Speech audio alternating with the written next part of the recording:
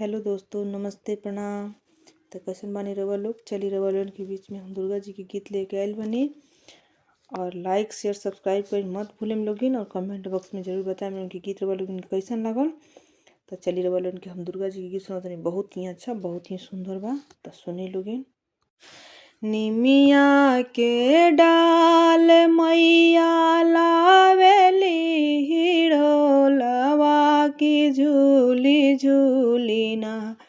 मैया मोरी गावेली गीत हो कि झूली झूलिना। निमिया के डाल मैया लावेली हिड़ोलवा की झूली झूलिना। मैया मोरी गावेली गीत हो कि झूली झूलिना। झूलता झूलता मैया के लगले पियसिया की चली भइलिना। मैया मलहोरिया आवास हो कि चली भइलिना। सुतल बाड़ू की जागल ये मालिन छाकए कना।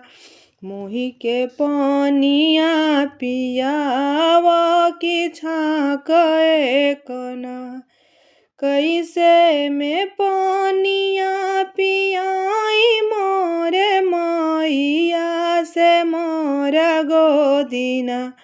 बाड़े सेवा कराउर है कि मोरा गोदिना। सेवका के सुता दमालिन सोने के खटोलवा से छाकए कना। मोही के पानिया पिया वा से छाकए कना। मोही के पानिया पिया वा की छाकए कना। एक हाथ लिहली मालिन सोने के गड़ुआवा से दूजे हाथना। ए सिंहासन पाट हो कि एक हाथना। बैठी न मैया सिंहासन पाट से पीन मैया ना। मैया छाकए कपनिया से पीन मैया ना। जैसे में मालिनी हमें जुड़ावलो से ओइसे ना। तोहर मालिया जुड़ास हो कि ओइसे ना। मालिन तू जुड़ा हो कि ओइसे ना। जैसे में मालिनी हमें जुड़ावलो कि ओइसे ना।